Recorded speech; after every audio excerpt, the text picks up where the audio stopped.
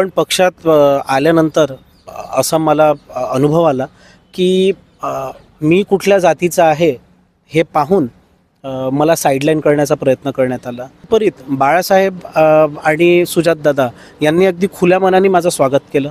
इसको आगे नहीं आने देना। क्यों? क्योंकि ये हमारा वाला नहीं है। कारण आपले हात बांधलेले आहे, पाय बांधलेले आहे, तोंड बांधलेलं आहे।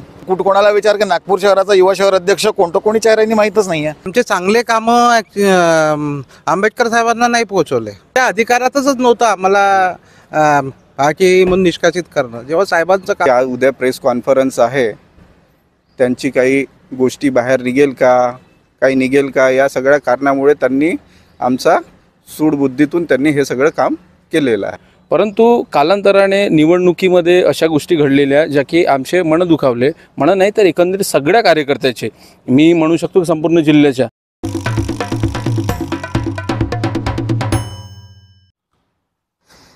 वंचित बहुजन आघाडीचं नागपूर जिल्हा व शहर यातील सर्व पदाधिकारी ग्रामीण असो किंवा शहरातील असो आणि त्याच वंचित बहुजन आघाडीच्या विविध संघटना आहेत, त्या संघटनेचे काही पदाधिकारी आहे, त्यांनी आज वंचित बहुजन आघाडी नागपूर शहर व ग्रामीण इथे खिंडाळ पाडण्याचं त्यांनी असं एक पत्रपरिषद घेतली आणि त्यांनी तसे आपले राजीनामेही वंचित बहुजन आघाडी प्रदेशाध्यक्षाकडे पाठवल्या गेले आहे।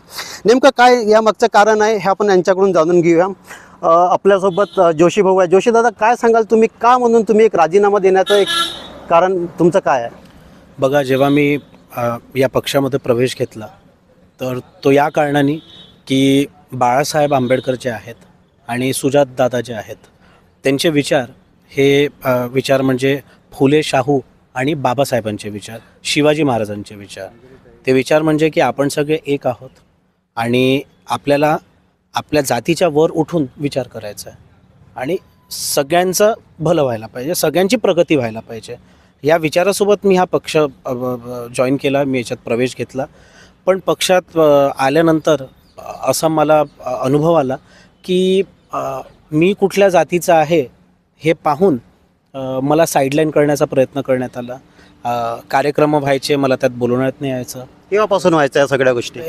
सुरुवातीला सुरुवातीपासूनच समजा तुम्ही काही म्हणजे पक्षप्रवेश झाला तेव्हापासूनच एक हॉस्टिलिटी म्हणजे हॉस्टाईल ॲटिट्यूड मला नागपूरमध्ये काही लोकांकडून मला अनुभवायला आला, हॉस्टाईल ॲटिट्यूडचा अनुभव आला आणि मी भरपूर प्रयत्न केला, स्वतःहून फोन करणं, लोकांना भेटणं, पदाधिकाऱ्यांना भेटणं, कार्यकर्त्यांना भेटणं आणि एक मिक्सअप होण्याचा जो आपण प्रयत्न करतो तो पण दरवेळेला ते ऑडमॅन आउट सिच्युएशनमध्ये मला टाकण्यात आलं। हां, पण याच्या विपरीत बाळासाहेब आणि सुजातदादा यांनी अगदी खुल्या मनाने माझं स्वागत केलं, अगदी खुल्या मनाने त्यांनी माझ्यासोबत चर्चा केल्या। जेव्हा पण मला त्यांना भेटण्याची संधी मिळाली तर त्यांनी अगदी खुल्या मनाने माझ्यासोबत चर्चा केला। त्यांच्याकडून असा मला कधीच काही अनुभव आलेला नाही। आरोप ह्या प्रदेशाध्यक्षापर्यंत किंवा प्रदेश जे वरचे लेवलचे आहे त्यांच्यावर नसून हे तुम्ही ग्रामीण किंवा शहर जिल्हाध्यक्ष? येस, हो सर। काय नाव आहे त्यांचं, कोणाकडून तुम्हाला? बघा, स्पेसिफिक असं मी एखाद्या व्यक्तीवर झिरो डाऊन नाही करू शकत, पण overall in general almost everyone तर त्याच्यामुळे काय की नाही, इसको आगे नहीं आने देना। क्यों? क्योंकि ये हमारा वाला नहीं है, असं जे एक ॲटिट्यूड आहे तर ॲक्च्युली याच्याने काय माझं नुकसान नाही आहे, पक्षाचं नुकसान आहे, पार्टीचं नुकसान आहे। दादा, काय सांगाल तुम्ही राजीनामा देताय आणि तुम्ही पोहोचवलाय तुमचा राजीनामा, काय नेमकं कारण होतं त्यामागचं? नाही, सिंपल कारण आहे, एवढ्या मोठ्या एका पक्षाच्या एवढ्या मोठ्या पदावर बसून जर आपण काही करूच नाही शकत आहे, काही अर्थच नाही तिथे राहून। कारण आपले हात बांधलेले आहे, पाय बांधलेले आहे, तोंड बांधलेलं आहे। कसे हात बांधले आहे तुमचे? कुठला जर एक इलेक्शन एका राजकीय पक्षाचा मेन आपला कर्तव्य दाखवण्याचं काम येतं इलेक्शनच्या वेळेस। तुम्हाला इलेक्शनच्या वेळेसच तुम्हाला कुठे दिसू नाही देणं की कुठल्याच एकाही कुठल्या चर्चेला नाही, कुठेच नाही बोलवणं, सगळ्या गोष्टीला वेगवेगळ्या जागी चुकीचे ॲड्रेस देऊन सांगणं, ह्या पद्धतीने जर वागवण्यात येईल तर मग काही अर्थच नाही ना। अजून कुठल्या दिवसाकरता स्वतःला इथे ठेवायचं आहे? मग जर इलेक्शन नाही किंवा कुठल्याच गोष्टी नाही आणि मग आपले हातपाय तोंड बांधलेलं आहे, मग काही अर्थ नाही ते राहून। एक तुम्ही आरोप केला होता सिद्धांत पाटीलचा एक फोटोचा काहीतरी, नेमका एक सभा होती बाळासाहेबांची, अनेकदा नेहमी कुठेच म्हणजे आज जर तुम्ही कोणाला विचार की नागपूर शहराचा युवा शहर अध्यक्ष कोणी चेहऱ्यांनी माहीतच नाही आहे। कारण काय, तर कुठे त्या गोष्टींना यूज नाही द्यायचं। आणि सिद्धांत पाटील कोण आहेत, IT सेल, त्यांचे फोटो बरोबर आहेत मोठे। अरे हे लोक आमच्या प्रदेशाध्यक्षांचे फोटो नाही लावत, प्रदेशाध्यक्ष तर मोठा आहे युवा आघाडीचे, आमच्यापेक्षा मोठे आहे. महिला आघाडीच्या अध्यक्षांचा फोटो नाही लावत नाही, पण यांचे फोटो असतात. ही लॉबी अशीच चालते की आमच्या लॉबीला घेऊनच चालायचं आणि नागपुरात जर कोणी आहे तर आम्ही आहोत, तुम्हाला जर काही करायचं तर आम्हाला विचारून करा, असं त्यांचं म्हणणं आहे. तर ते कितपत शक्य आहे? मी त्यांना का बरं रिपोर्ट, मला रिपोर्ट करायचा मी विश्वकर्मा साहेबांना करीन, यांना का बरं करायचं आहे? आणि ते त्याकरता म्हणून त्यांनी नेहमी हातपाय तोंड बांधून ठेवलेला आहे. एक एकंदर गडबाजीचा हा विषय आहे. पूर्णतः. दादा, तुम्ही ओबीसी समाजाचे आहात आणि तुम्ही आता एक कास्टिझमचा एक मोठा आरोप केला आहे वंचित बहुजन आघाडीमध्ये, जेव्हा की हा डॉक्टर बाबासाहेब आंबेडकरांच्या विचाराने चालणाऱ्या पक्ष आहे. बाळासाहेब आंबेडकर याचे अध्यक्ष आहेत, राष्ट्रीय अध्यक्ष, आणि अशा वेळेस असा आरोप करणं बरोबर आहे का? कसं आहे की आम्ही जेवढे कामं केले पक्षामध्ये, त्याच्यामध्ये जे आम्हाला म्हणजे सपोर्ट करण्यात आला पाहिजे तो काहीच सपोर्ट त्यांनी केला नाही आम्हाला. वरून आम्ही जे काही कामं करून राहिलो आहे, तर ते जे कामं आमचे चांगले कामं आंबेडकर साहेबांना नाही पोहोचवले, बाळासाहेबांना नाही पोहोचवले. हे आमचे कामं, आम्ही एवढे आंदोलन केले, सगळं केलं, आम्ही आपली बसचं केलं, मोरारजीचं केलं, सगळं केलं, पण आतापर्यंत त्यांनी हे नाही केलं. त्यांचं एकच आहे फक्त, आम्ही जे आज संयुक्त राजीनामे देणार होतो त्यांना माहीत झालं होतं आणि काल आम्ही प्रेस कॉन्फरन्स टाकली होती की आम्ही संयुक्त राजीनामे देणार आहे.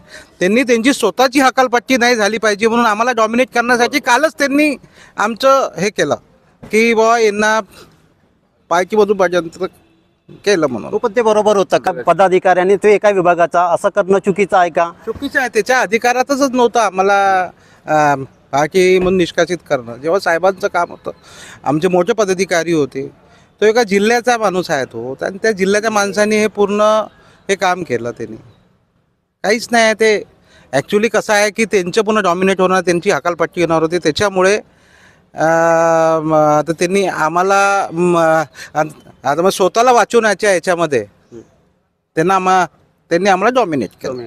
तुमचं काल पक्षाच्या सरचिटणीस बरोबर बोलणं झालं याच विषयावर, आज सकाळी झालं. काय त्यांचं म्हणणं होतं, काय तुमचं कारण होतं, आणि काय तुम्ही त्यांच्याशी त्यांनी सरळ म्हटलं की तुम्हाला काढणारे हे कोण?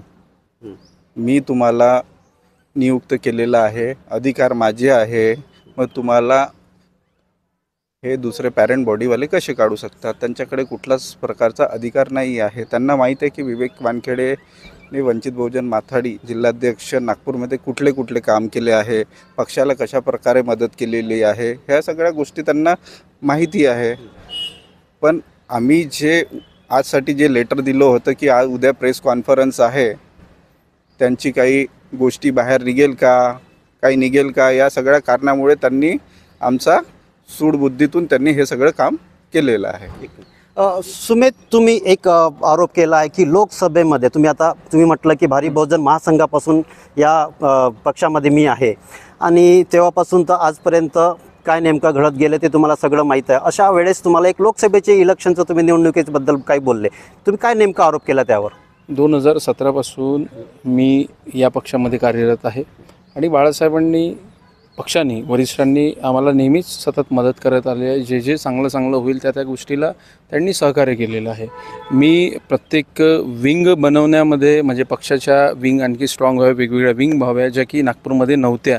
तर युवा आघाडीपासून त्यानंतर माथाडी जे काही कामगार युनियन आहे आमची, विद्यार्थ्यांची विंग म्हणा, या वेगवेगळ्या क्षेत्रामध्ये जर पक्ष वाढेल तर आपला पक्ष आणखी बळकट होईल, या उद्देशातून आम्ही अनेक याच्यामध्ये विंगमध्ये काम केलेलं आहे. त्याच्यावरती मी प्रामुख्याने ते बनवण्यासाठी आग्रही होतो आणि त्या सगळ्या गोष्टी झाल्या पण.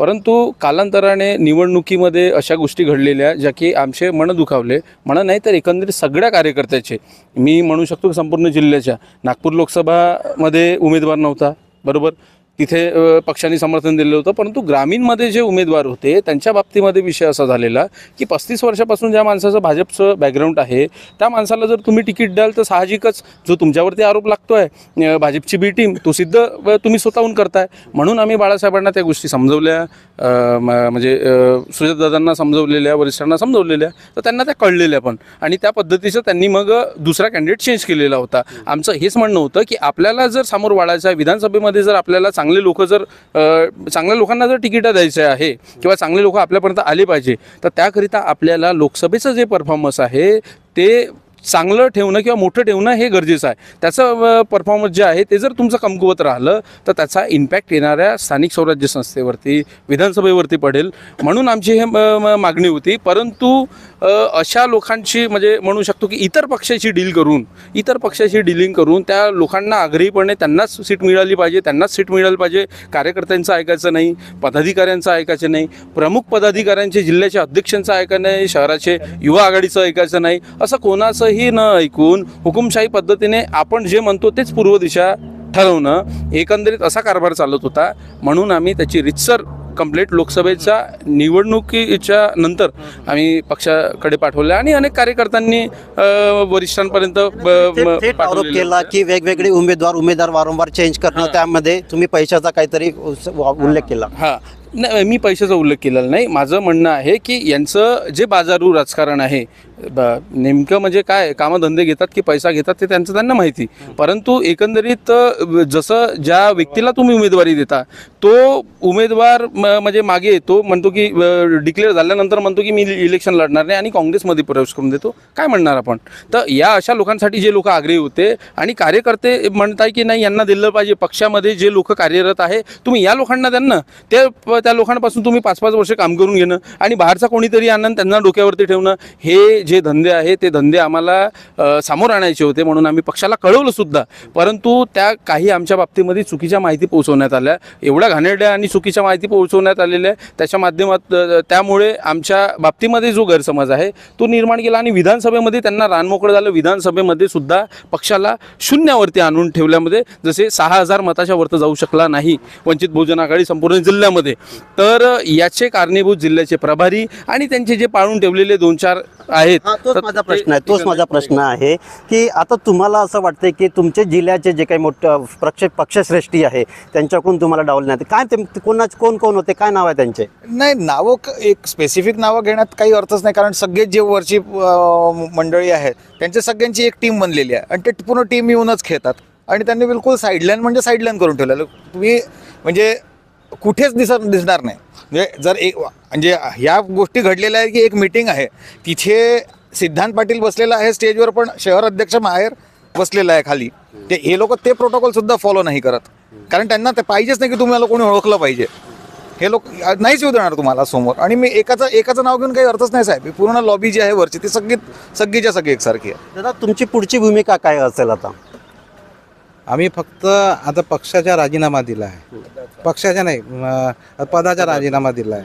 आता भूमिका आमची काहीच नाही आहे, बस आम्ही जसे आहे तसेच आहे, फक्त आम्ही एक कार्यकर्ता म्हणून काम करू. आम्ही समजा तुम्हाला जर पक्षश्रेष्ठीकडून, बाळासाहेबांकडून किंवा सरचिटणीस असेल जे कोणी असतील त्यांच्याकडून जर एखादा आदेश आला की तुम्ही थोडं थांबा, तुम्ही तुमचा राजीनामा आम्ही स्वीकारणार नाही, आम्ही इथली काय आहे, इथले जे जिल्ह्याची जी बॉडी आहे त्यांना काहीतरी बोलतो किंवा तुमच्याशी काही बोलतो, अशा वेळेस तुमची भूमिका काय असणार? नक्कीच आम्ही याच आदेशाचा वेट करतो आहे की बाळासाहेबांनी अशाच प्रकारची कुठली तरी भूमिका घ्यावी. का? कारण की नागपूरमध्ये तुम्हाला सुद्धा माहिती आहे की बौद्ध लोकांची संख्या भरपूर आहे, तरीसुद्धा आजपर्यंत इथले जिल्हा प्रभारी आणि त्यांची जे 2-4 लोकांची टीम आहे त्यांच्यामुळे इथे लोक जुळले नाही. उत्तर नागपूरसारख्या ठिकाणीसुद्धा आज वंचित कमजोर आहे. का बरं आहे?